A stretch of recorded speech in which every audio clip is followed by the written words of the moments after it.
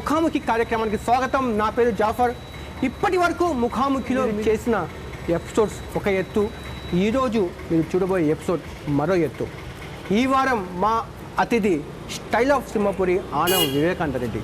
ఆయన ఈ ఇంట్లోనే ఉంటారు. ఒకసారి వివేకాన్ని కలిసే ముందు ఆయన ప్రొఫైల్పై ఒక స్మాల్ స్టోరీ. వెండితెర మీద ఎన్టీఆర్ 5 అవతారాలెత్తొచ్చు. ముగ్గురు మునగాళ్ళుగా చిరంజీవి 3 రూపాల్లో కనిపించొచ్చు. రియల్ లైఫ్ లో హీరోలు కనిపించే క్యారెక్టర్లన్నిటినీ రియల్ లైఫ్ లో పోషించే ఆనం వివేకానంద పక్కా మాస్ మహారాజా.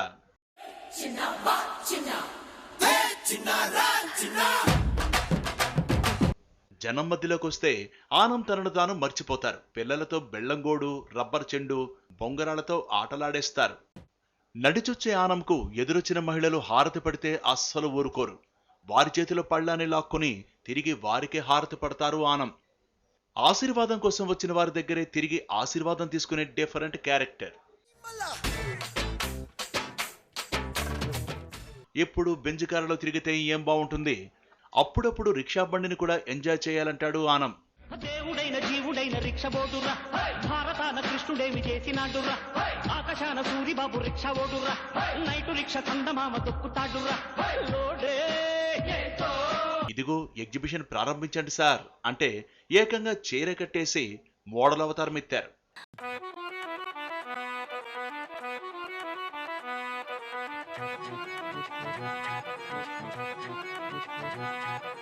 లోపల ఉన్న వివేకాన్ని కలిసే ప్రయత్నం చేద్దాం. ఆనం వివేకానందరెడ్డి. ఆనం వివేకాను గుర్తుకు వస్తే వెంటనే ఏం గుర్తుకు వస్తుంది? ఆయన వాడి వేడి మాటలతో రాష్ట్ర రాజకీయాన్ని వేడెక్కిస్తూ ఉంటారు. పొలిటికల్ హీట్ క్రియేట్ చేస్తుంటారు. ఇదంతా ఒక పార్శ్వం. మరో పార్శ్వం ఏంటి? మరో పార్శ్వం ఏందన్న విషయం నెల్లూరు వాసులకు అందరికీ తెలుసు. రాష్ట్ర ప్రజలకు కొంతమందికి మాత్రం తెలుసు. ఆ మరో పార్శ్వాన్ని ఆవిష్కరించే చిన్న ప్రయత్నం ఈ ఎపిసోడ్లో చూస్తాం. అది ఏంటన్న విషయం కాస్త సస్పెన్స్. మీరు నన్ను ఫాలో అయితే అది ఏంటన్న విషయం మీకే తెలుస్తుంది.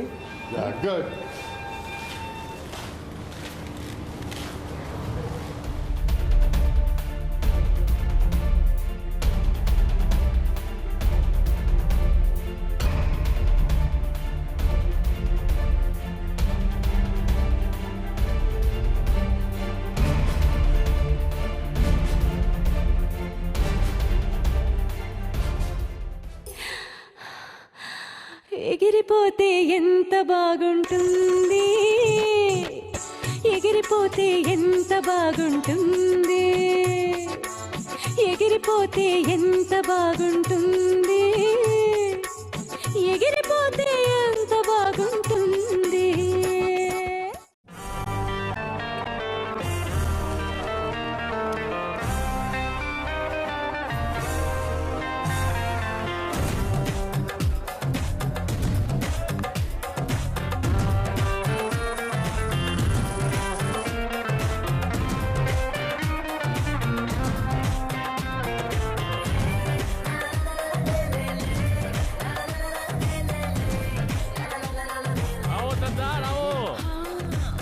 ఇప్పుడు మీరంతా సీన్ బై సీన్ 1, 2, 3 చూశారు కదా. ఏమనిపిస్తుంది? ఇవన్నీ వివేకానందరెడ్డి ఎందుకు చేస్తున్నారు అనేది కదా మీ సందేహం. అదే ఈ ప్రశ్నే ఆయన అడగదాం. వివేకానందరెడ్డి గారు, మీరు ఆడవాళ్ళ షాపుకి వెళ్తే చీర చుట్టుకుంటారు, జడ కుర్చీల షాప్కి వెళ్తే జడ కుర్చీలు పెట్టుకుంటారు. ఇవన్నీ ఎందుకు చేస్తారండి? రాజకీయాల్లో ఎంత కఠినంగా ఆలోచిస్తానో వ్యక్తిగతంగా అంత సున్నితంగా మైనటువంటి మనస్తత్వం కలిగిన వాడిని. బహుశా ఈ సున్నితత్వం మహిళలకే ఉంటుంది తప్ప వేరొకరికి ఉండదు. చాలామంది అనుకున్నానంటే ఇవన్నీ స్ప్లిట్ మైండెడ్ యొక్క లక్షణాలు అని చెప్పి కూడా మానసిక శాస్త్రవేత్తలు చెప్తారు. ఒకవేళ ఇటువంటి లక్షణాలు ఉన్నాయా?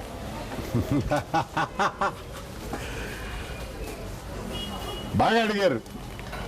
స్ప్లిట్ మైండెన్స్ అంటే మీరు ఏ అర్థంతో అడిగారో నాకైతే తెలియదు, కానీ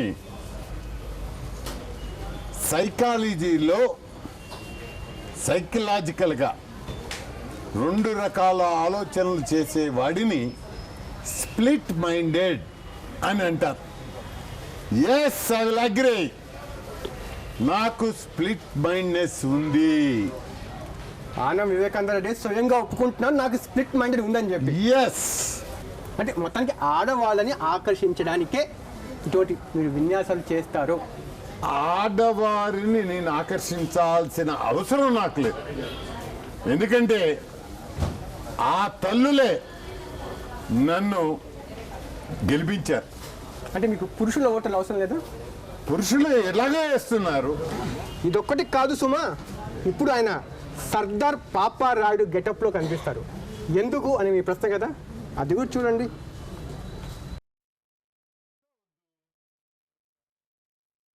వివేకానంద్ నెల్లూరులో అందరూ ముద్దుగా బాస్ అని పిలుస్తారు. ప్రస్తుతం బాస్ లోపల ఉన్నారు, లోపల మేకప్ అవుతున్నారు, కొత్త గెటప్లో తయారవుతున్నారు. ఏ గెటప్లో వస్తారనేది మాకు తెలియదు. మేము అనుకోవడం ప్రకారం అయితే సర్దార్ పాపారాయుడు గెటప్ అని అనుకుంటున్నాము. చూద్దాం ఏ గెటప్లో వివేకానంద రెడ్డి ఇక్కడికి వస్తారు.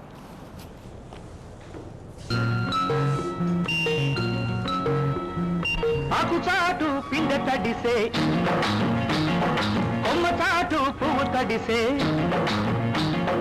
ఆకుచాటు పిండ తడిసే, కొమ్మ చాటు పువ్వు తడిసే, ఆకాశ గంగొచ్చింది, అందాలు ముంచెత్తింది. మొత్తానికి సర్దార్ పాపారాయుడు గెటప్ అంటే సీనియర్ ఎన్టీఆర్ వేటగాడి గెటప్లో ఆనం వివేకానంద రెడ్డి కనిపించారు.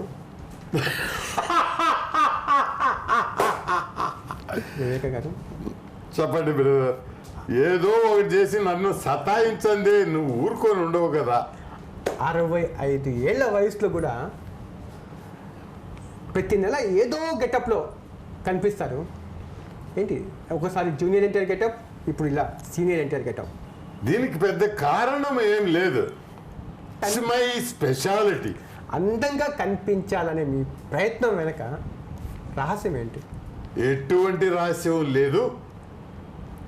నా ఇష్టం, నాకు ఇష్టం వచ్చినట్టు ఉంటా, అంతేగాని నీకు ఇష్టం వచ్చినట్టు నన్ను ఉండమంటే నేను ఉండను.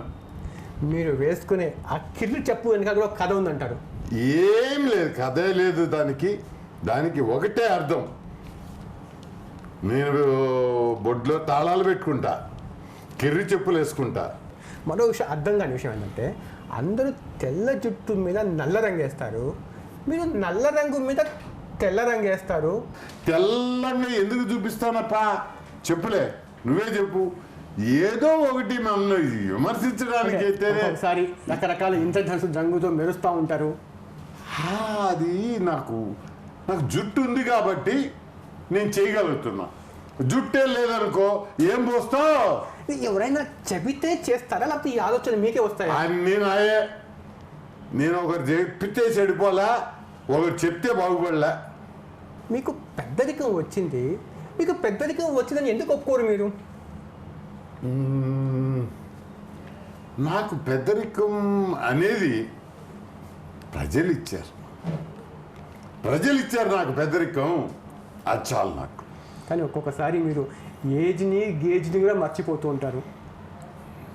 ఏజీ గేజీ అనేది కాదేడా, ఏజ్ అయినా గేజ్ అయినా దాంట్లో ఇమిడిపోవడం అనేది నేను చేసేటటువంటి ప్రయత్నం. నాకు ప్రజలు ఇచ్చారు ఈ పెద్దరికం అనేది. ఆ ప్రజలు ఇచ్చారు కాబట్టే నేను ఇవన్నీ కూడా చేయగలుగుతూ ఉన్నాను. బస్ మీకు ఎవరైనా మీ వయసు అడిగినా, మీ వయసు గురించి ప్రస్తావించినా పిచ్చ కోపం అంట. ఒకటైతే నిజం, నా వయసుని గుర్తుపెట్టుకోవడం నాకు ఇష్టంలా. నా పెరిగే వయసు గురించి నేను ఆలోచించను. అలా ఆలోచించకుండానే నేను ముందుకు పోతా. ఇప్పుడు నా మనవాళ్ళు కూడా వివేకాన్ని పిలుస్తున్నారంటే వాళ్ళందరితో స్నేహం చేయాలని. నా స్నేహితులందరూ నన్ను వివేకాయనే పిలుస్తారు. నా బిడ్డలు కూడా నన్ను వివేకా అని పిలిస్తే ఐ ఫీల్ మోర్ హ్యాపీ. అని మీరు హ్యాపీ, కనీసం మీ పక్కన వాళ్ళు కూడా మనవడితో వివేకాన్ని పిలిపించుకుంటా ఎందుకు అని చెప్పి నేను ఎప్పుడు ప్రస్తావించలేదు ఆ విషయం.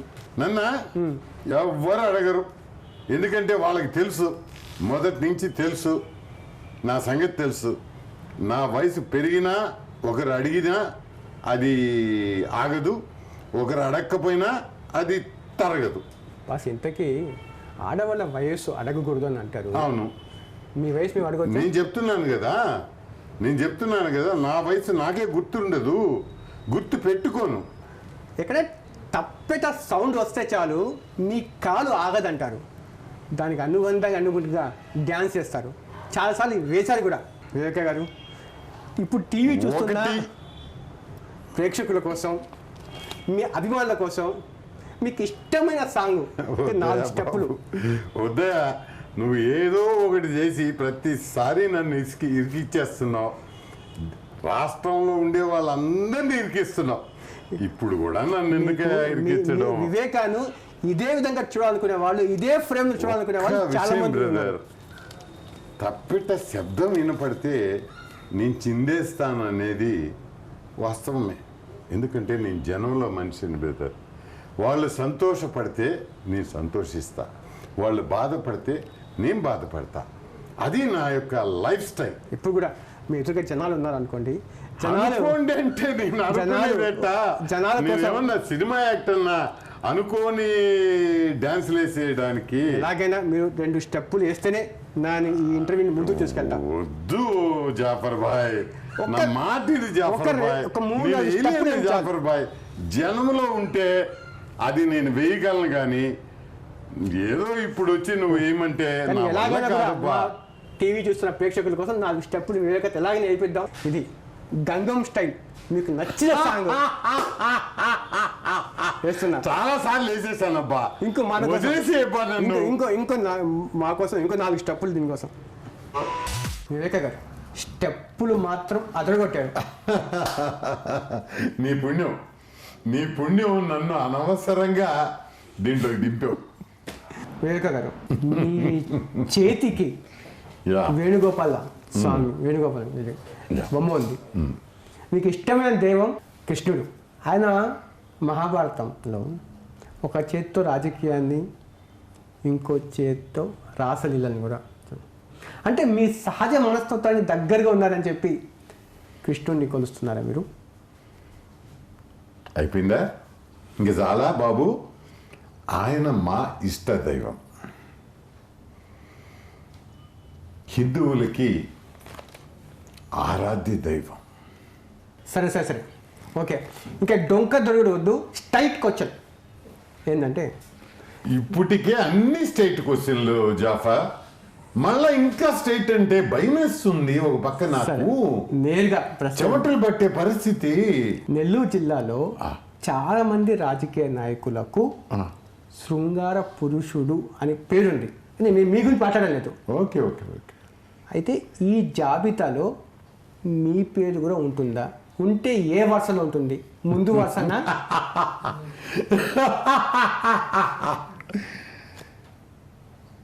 జిల్లాలో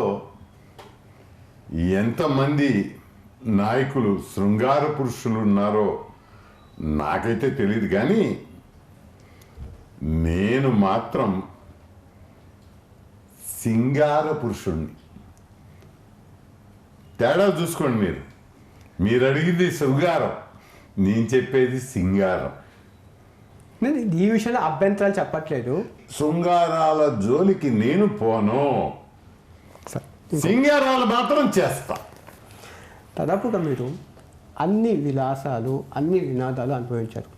లో మిడిల్ క్లాస్ నుంచి హయ్యర్ లెవెల్గా అన్నీ అనుభవించారు. ఇంకా మిగిలిపోయిన కోరికలు ఉన్నాయా? కోరికలు ఏమైనా మిగిలి ఉన్నాయా అంటే ఉన్నాయి. ఏంటవి? ఉన్నాయనా?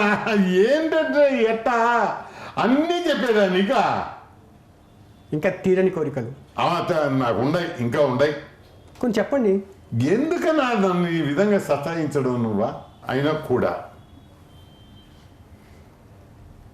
జనంతో ఉండి, జనంలో ఉండి నా జీవితం సాగించాలన్నది నా కోరిక. It's my last desire. మీరు నిజం చెప్తారంటే ఒక ప్రశ్న నేను వేస్తా. ఎప్పుడు నిజమే చెప్పానా? ఇప్పుడు దాకా నిజం చెప్తున్నా. కానీ నేను ఇప్పుడు వేసే ప్రశ్న మీరు ఖచ్చితంగా నిజం చెప్పరని నేను అనుకుంటున్నా. ఏందో పో, నువ్వు అన్నీ ఇట్టే అడుగుతావు. ఇప్పుడు దాకా నిజాలు చెప్పించుకుంటేవి. చెప్తారు కదా. ఆ, మీరు పెళ్ళికి ముందు ఒక అమ్మాయి ప్రేమలో పడ్డారని, అది వన్ సైడ్ లవ్ అని, అయినా నీకు దండం పెట్టేస్తాను. మీరు భగ్న ప్రేమికుడని, ఆ తర్వాత పెద్దలకు కుదిర్చిన పెళ్ళి చేసుకున్నారని కనీసం ఇప్పుడేం చెప్తారా ఆ భగ్న ప్రేమ గురించి? నమ్మెడతానయ్యా, నువ్వు ఎందుకే నన్ను సతాయించడమా? ఎందుకు నా అబ్బా, ఎందుకు నా తండ్రి నువ్వా ఇట్లాంటి ప్రశ్నలు వేసి మమ్మల్ని విరికించడం తప్ప ఏమన్నా ఉందా? పెండ్లికి ముందు ఎప్పుడో సంగతి, ఇప్పుడు ఎందుకయ్యా? ఎందుకు ఆ అమ్మాయి మిమ్మల్ని ఎందుకు ప్రేమించలేదు? ఎందుకబ్బా దాని విషయాలు ఎందుకు? కాపురాల్లో చిచ్చు పెట్టే రకమే నువ్వా? నువ్వు మర్యాదస్తుడు కాదు జాఫర్, నిజంగా నువ్వు మర్యాదస్తుడు కాదు. కాపురాల్లో మా కొంపల్లో చిచ్చు పెట్టడానికి నెల్లూరు వచ్చావు నువ్వు. మీరు అంతా నిజం చెప్తా అన్నారు. నిజమే చెప్తున్నా నేను. ఏ విషయం అడగమన్నారు? అట్టని చెప్పి ఇట్లాంటి అడిగేదా ఏమన్నా ఉందా? అర్థమా? ఎందుకు ఆ అమ్మాయి మిమ్మల్ని అంత ద్వేషించింది? నేను ఇందాకే చెప్పాను కదా, నా పట్టెద్దులకి ఇంకేమీ లేక నా మీద లేనిపోని అభాండాలు నా మీద వేస్తుంటారబ్బా. ఇవన్నీ అభాండాలబ్బా. దీని గురించి మాట్లాడినబ్బా. నేను కుటుంబాలు నాశనం అయిపోతాయి. నేను ఆ అమ్మాయి అబ్బాయి కుటుంబాలు నాశనం అయిపోతాయి నీ వల్ల. నేను ఆ అమ్మాయి పేరు ఎత్తమని చెప్పలా, ఆ అమ్మాయి పేరు చెప్పొద్దు, ఆ అమ్మాయి ఐడెంటిటీ చెప్పొద్దు. కానీ ఆ ప్రేమ వన్ సైడ్ ఎందుకు? ఊరే మళ్ళా అదే అడుగుతావు. ఇవన్నీ చెప్పానంటే నువ్వు వన్ సైడ్ ఎందుకంటావు? అవతల మళ్ళీ ఆమె ఎట్టుంటది అంటావు, ఆమె పొడుగా పొట్టే అని అడుగుతావు. ఇవన్నీ చెప్తే కొంపలు కూలిపోతాయి రా నాయన. అబ్బా నా మాట స్వామి. సరే, ఇంకా మీ మనసులో అమ్మాయి ఉందా? అయ్యో, నా పెళ్ళం చేత నన్ను మొట్టికాయలు తినిపించే వ్యవహారమే తప్ప ఆ పిల్ల ఊళ్ళో లేదు కాబట్టి సరిపోయింది. కానీ నిన్ను కుమ్మున్నా వివేకా గారు, మీరు టెంపుల్కి వెళ్తారు, పూల చొక్కాలతో వెళ్తారు, రకరకాల నామాలు వేసుకుని వెళ్తారు. అయితే భక్తితో కాకుండా కొంతమంది భక్తులను ఆకర్షించడానికే వివేక టెంపుల్కి వెళ్తారు అన్నది మీ ఫ్యాన్స్ అనుకుంటూ ఉంటారు. ఓయమ్మా సచ్చినోడా అని శివాలయానికి పోయినప్పుడు అడ్డనామాలు విభూతి పూసుకుంటాను. అది నియమం, మన నియమం. అలాగే వైష్ణవాలయాలకు పోయినప్పుడు తిరునామం పెట్టుకుంటాను. అంతవరకు కరెక్టే. ఆ పూల చొక్కాలు మీరు వేసుకునేది, పూల చొక్కాలు అనేది నా ఇష్టం కాదు, నా ఇష్టము. మహిళా భక్తులని ఆకర్షించడానికి. చీ అటువంటివి ఆలోచన కూడా మనం చేయకూడదు.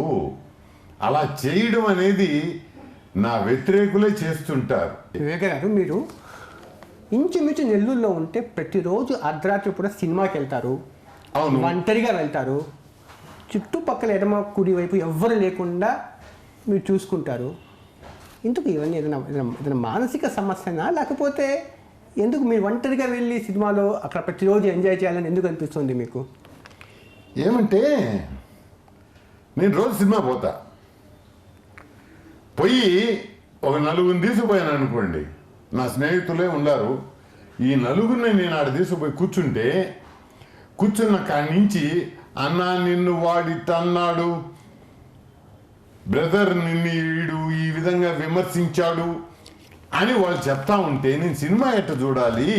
ఈ మధ్య మీరు అత్తారింటికి దారిది సినిమాకి వెళ్ళి అవును, పవన్ కళ్యాణ్ సంబంధించి క్లైమాక్స్ సీన్ చూసి బోర్న ఏడుస్తే చుట్టుపక్కల వాళ్ళు ఎందుకు వివేక అలా ఏడుస్తున్నాడా? అందుకే నేను ఎవరు పక్కన కూర్చోబెట్టుకోండి, వీడు ఎందుకు ఏడుస్తున్నాడా అనేది వాళ్ళకి అర్థం కాదు. అందుకే అనుకొని ఉంటారు వాళ్ళు. ఎంత పవర్ఫుల్ డైలాగ్ అది. ఏదని? నీకిష్టమైతే మేమున్నామని గుర్తించు. నీ కష్టమైతే మేము మమ్మల్ని శిక్షించు. ఏది ఏమైనా సరే మేము ఉన్నామనేది గుర్తించు అత్త అని ఒక అబ్బాయి అడుగుతుంటే ఏ విధంగా ఉంటుంది ఫీలింగ్ అది? మీరు కొన్ని మీ మాటలు కొన్ని సినిమాటిక్గా ఉంటుంది అనిపించట్లేదా? ఇది సినిమా ట్రిక్కా? ఆ సినిమాలో వేసిందా అని చెప్పా. ఈ సినిమా ట్రిక్ ఇదా? ఇంకో విమర్శ ఏంటంటే మీకు కుజు దోషం ఉంది అంటారు. ఎందుకా? కుజు దోషం ఎందుకు ఉంది అంటే ఆ, మహిళా నేతలతో మీకు ఎవరికి పడదు అంటారు. మొగాళ్ళతో ఏ విధంగా పోరాడతానో ఆడవాళ్ళతో కూడా అదే విధంగా పోరాడతా. అంతేగాని మహిళలు పురుషులు అనే తేడా నాకులే. ఈ ప్రశ్న మీకు నిజాయితీ చెప్పండి. ఒకసారి మీతో స్నేహం చేస్తే 30 ఏళ్ళు 35 ఏళ్ళు అలాగే ఉండిపోతారు. కానీ వర్తమాన పరిస్థితి మాత్రం పూర్తి భిన్నంగా ఉంది. పాత వాళ్ళు ఎవ్వరు ఇప్పుడు మీతో లేరు. నాతో స్నేహం చేసిన వాళ్ళు ఏ ఒకరిద్దరో ఈ రాజకీయ కారణాల వల్ల వాళ్ళు అలా బయటికి పోయి ఉండొచ్చేమో, కానీ పోయినప్పటికీ వాళ్ళ ఇంట్లో నా స్నేహం యొక్క సువాసనని ఇంకా ఆస్వాదిస్తానే ఉంటారు. మన ఇద్దరం ఎప్పుటాంచి స్నేహితులు. నువ్వు ఇన్ని అడిగినా నేనేమన్నా కోపడ్డానా? ఎన్నన్నా పడతా బాయ్. మీ ఇన్నేళ్ళ రాజకీయ జీవితంలో నిజాయితీకి చెప్పండి, ఇది కూడా బాగా భయపడ్డ సంఘటనలు. సడన్గా అడిగితే కొద్దిగా చెప్పడం కష్టము. మిమ్మల్ని ఈ ఆరోగ్య సమస్య ఏదైనా బాధిస్తూ ఉందా? బాధపడ్డాను, అయ్యో అని బాధపడ్డా. ఇంత బాధపడ్డా నా కోసం నెల్లూరు ప్రజలు, నా స్నేహితులు, నా మిత్రులు, నా ఆత్మ బంధువులు వీళ్ళందరూ చర్చిల్లో, దేవాలయాల్లో, మసీదుల్లో, దర్గాల్లో నా కోసం ప్రార్థన చేసినప్పుడు ఇంతమంది నా కోసం ప్రార్థన చేశారే అనేటటువంటి సంతోషం అనే ఫీలింగ్ చూశారు.